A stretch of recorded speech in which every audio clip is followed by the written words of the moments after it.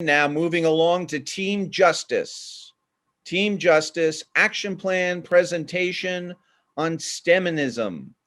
Okay, with presenters and students representing Bahrain, Canada, Egypt, Poland, Spain, and the United States of America. Take it away, Team Justice.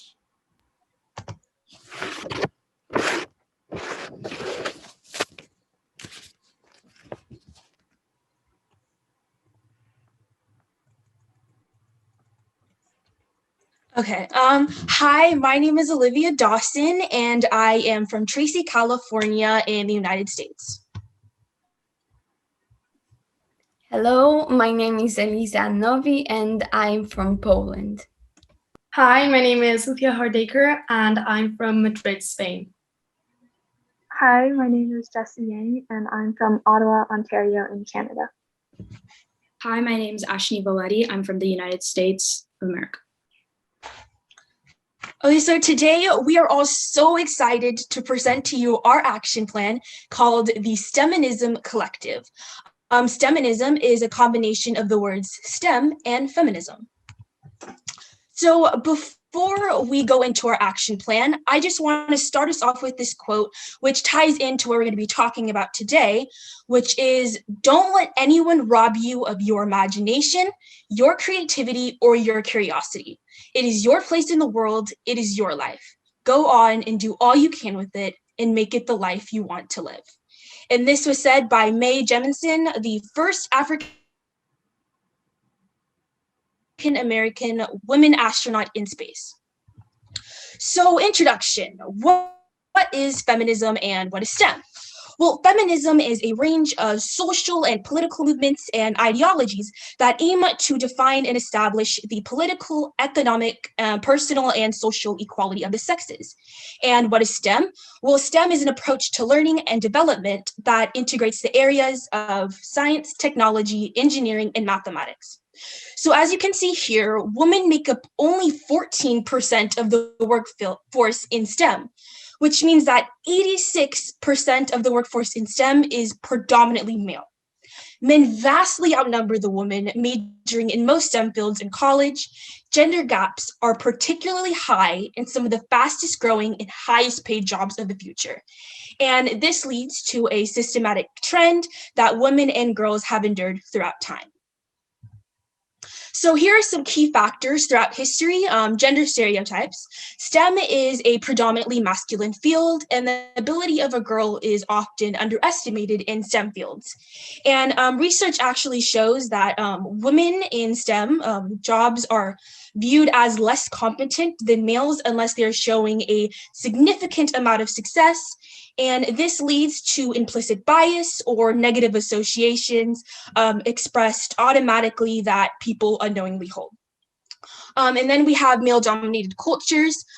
STEM fields tend to perpetuate inflexible, exclusionary male-dominated cultures, and we have fewer role models, so limited examples of female scientists and engineers in books, media, and popular culture, and even fewer role models of Black women. So now I'm going to pass it on to Eliza.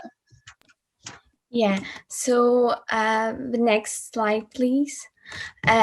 The key factors throughout history. So math anxiety is one of them. Teachers who are predominantly women often have math anxiety, which they pass on to girls.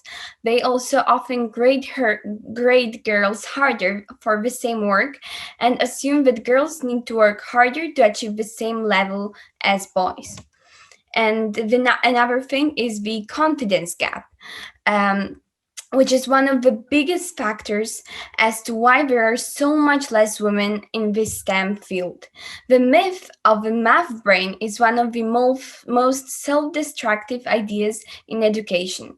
Research shows that there are no innate cognitive biological differences between men and women in math. Yet research has shown that girls lose their confidence much earlier on compared to boys, despite no evident performance differences. Next slide, please. STEM female statistics. Out of all of the US workers in 1970s, women made up 38%.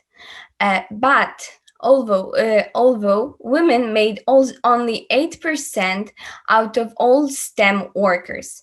Since 1970s, the representation of women increased across all STEM-based occupations. Although women did not make as big gains in the computer and engineering occupations, which made up the largest portion of the STEM workforce, around 80%. Women also represent only a quarter of computer workers, and they represent only 15% of engineering occupations. And next slide, please. And here are some notable female figures in STEM, because there are many wonderful women that don't get enough appreciation. Anne Rock, her specialty was astronomy.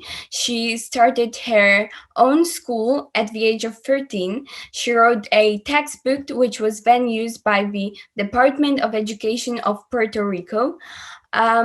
Next, Lillian Gilbrecht.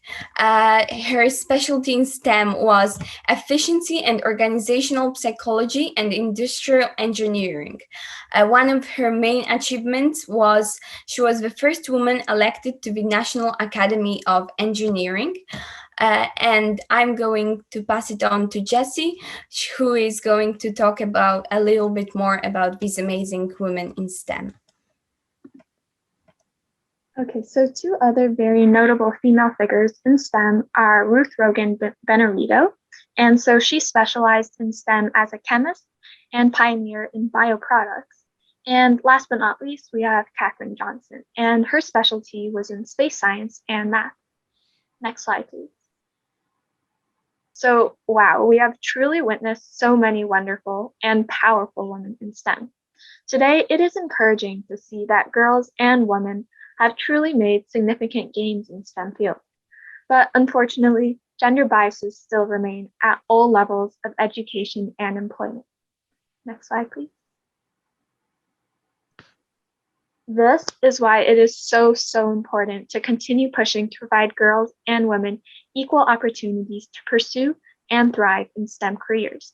So a few ways we can close this gender gap in STEM are, number one, give girls and women the skills and confidence to succeed in math and science.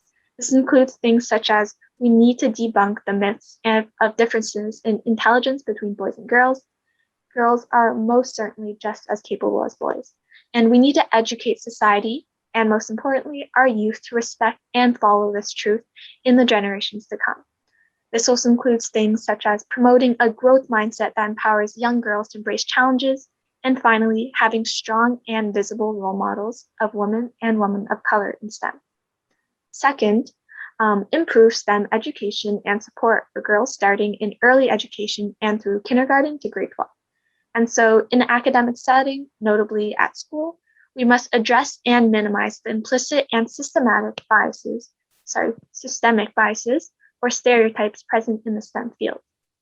Thirdly, design courses and change environments and practices in STEM studies to be more welcoming for women.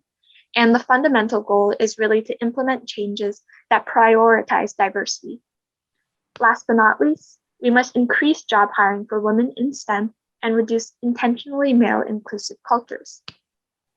So our team was inspired by these multitudes of efforts put towards empowerment of women in STEM and to seal... All the videos will teach fellow students. And to seal this gender gap that has been created for far too long. And this is why, collectively, we decided on creating a STEM-related initiative. So without further ado, Lucia will introduce our organization, and that is the Feminism Collective. So thank you to my fellow teammates. So now that we have seen and we understand the challenges that women face in the STEM world, we are going to present our initiative. So what is our initiative? What is our proposal? What are we going to do? So we want to encourage girls who are in middle and high school to pursue STEM, whether that's academically, professionally, or even as a hobby.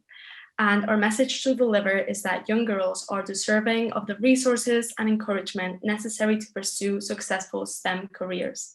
So we aim to readdress the imbalance that exists between men and women in the STEM world.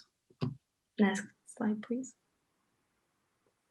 So what resources are we going to need in order to achieve this goal?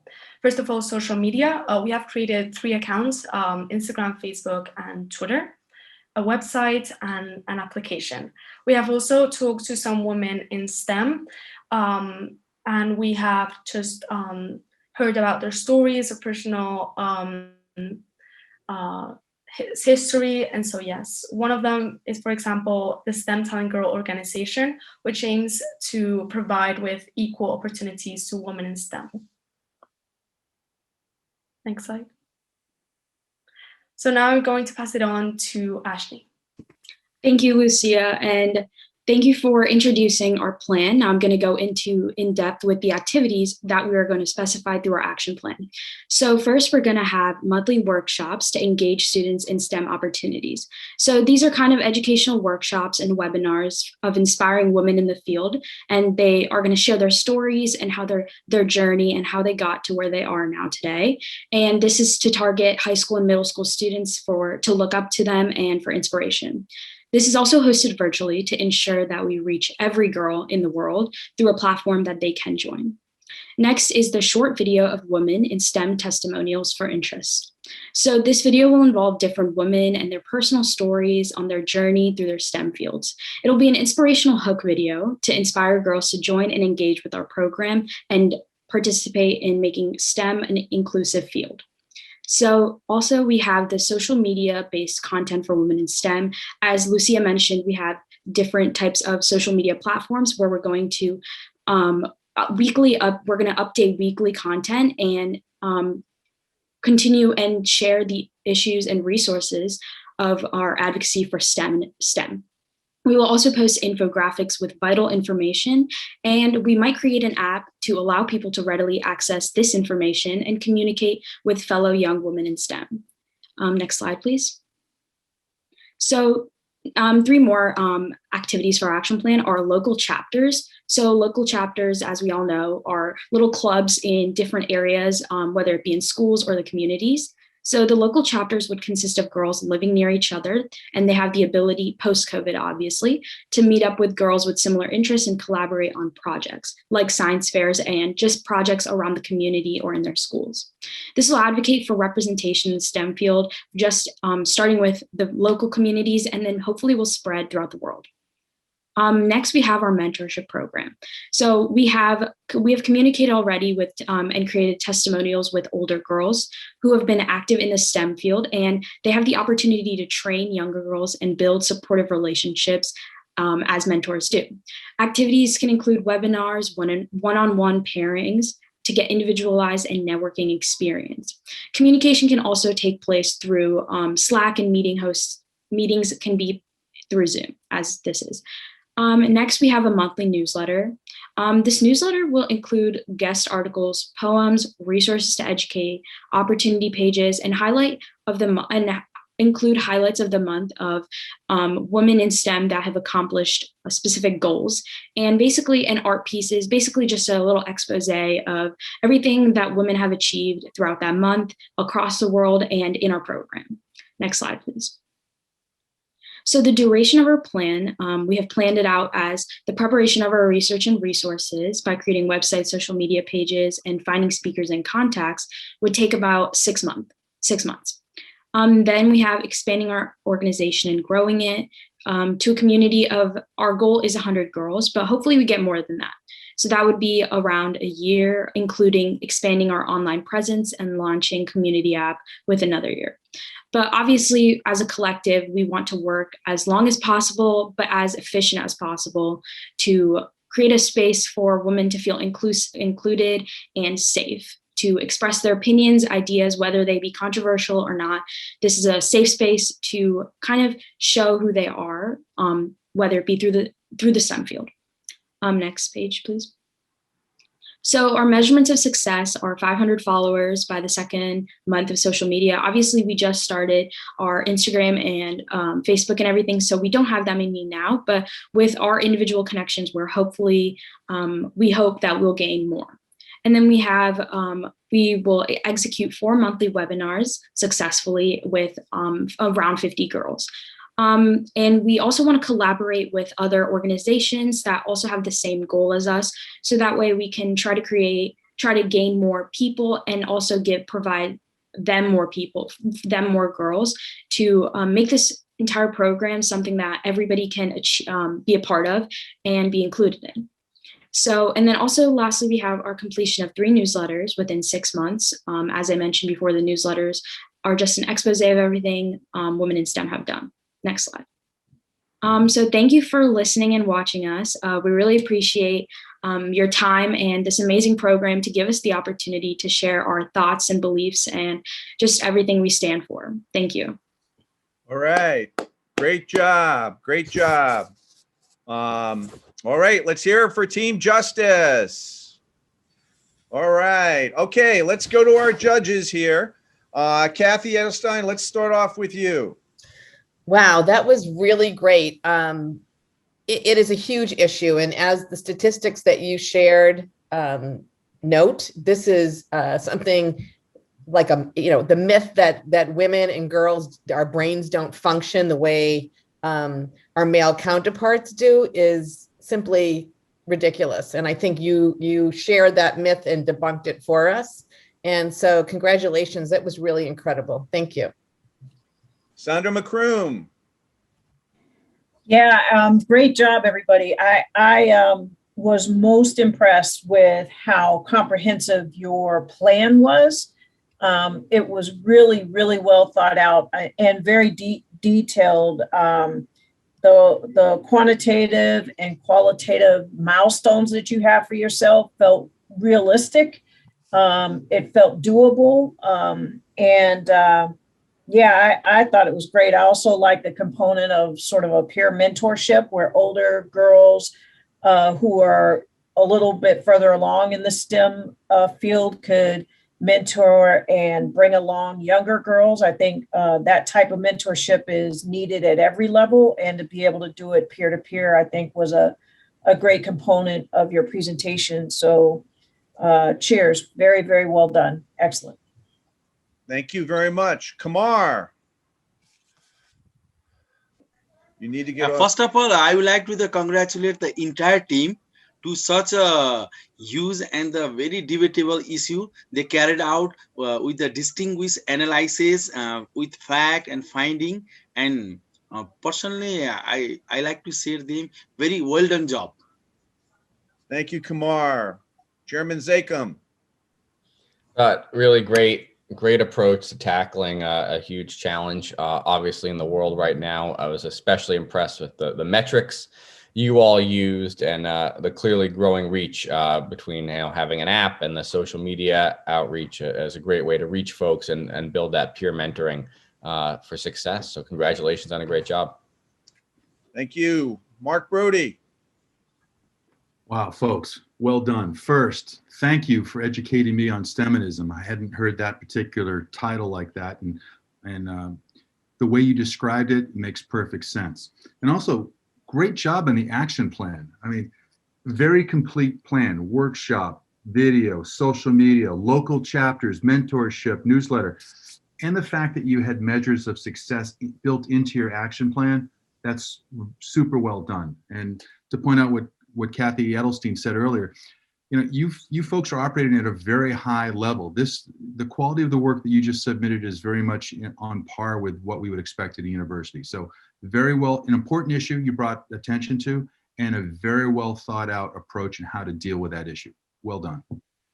Thank you. Dr. Greg Payne.